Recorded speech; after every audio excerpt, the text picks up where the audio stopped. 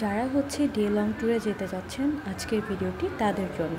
আসসালামু আলাইকুম এভরিওয়ান, আমি নিশি চলে এসে পড়েছি আপনাদের জন্য সুন্দর একটি ভিডিও নিয়ে। ঈদের চতুর্থ দিন আমরা বের হয়ে পড়েছি, সকাল সকাল চলে গিয়েছি কোনাপাড়া। সো কোনাপাড়া থেকে আমরা হচ্ছে বাসে করে চলে যাব হচ্ছে গাউসিয়া। অ্যান্ড কোনাপাড়া আমাদের জন্য শিহাব অ্যান্ড ওর ওয়াইফ সবাই ওয়েট করছিল।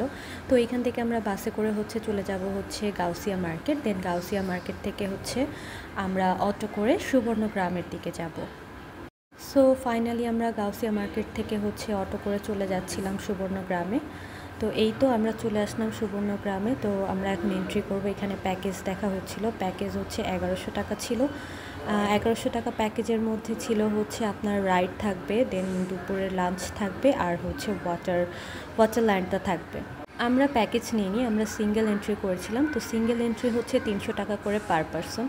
তো এই তো এন্ট্রি প্লেসটা আপনারা দেখতেই পারলেন। অ্যান্ড এন্ট্রির সাথে সাথে কিন্তু বাচ্চাদের জন্য খেলার সুযোগ থাকছে। দেন হচ্ছে এইখানে একটা খাবার রেস্টুরেন্ট ছিল, খুবই সুন্দর। তো আমরা সবাই হচ্ছে বসে পড়লাম নাস্তা করার জন্য।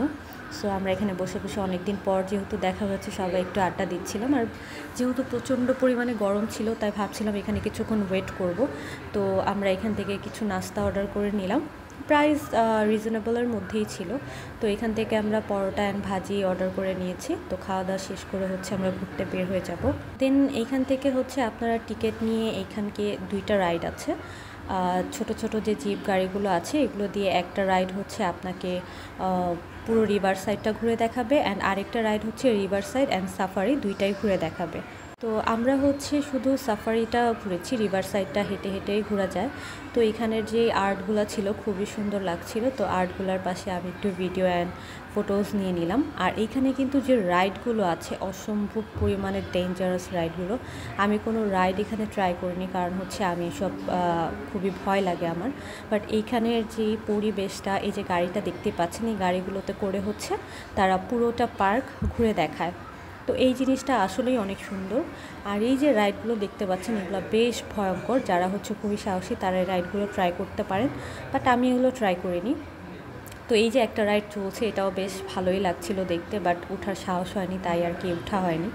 তো এই তো আমরা ঘুরে ঘুরে পুরোটা পার্ক দেখছিলাম, বাট রোদের কারণে আসলে বেশি একটা ঘুরে ভালো লাগছিল না। বাট এমনিতে পরিবেশটা ভীষণ ভীষণ ভীষণ সুন্দর। সুবর্ণগ্রাম যেহেতু নামের সাথে সাথে পরিবেশটাও সুন্দর। আর এইখানে যখন হচ্ছে আপনারা লেকের সাইডে এসে বসবেন, আসলেই একদম একটা মনোরম পরিবেশ। আর সাথে হচ্ছে পানির যে সাউন্ড, মানে আসলেই জায়গাটা অসম্ভব পরিমাণে সুন্দর, যা বলে বোঝাতে পারবো না। আপনারা অবশ্যই একবার হলেও সুবর্ণগ্রামে ঘুরে আসবেন ফ্যামিলি ফ্রেন্ড সবাইকে সাথে নিয়ে।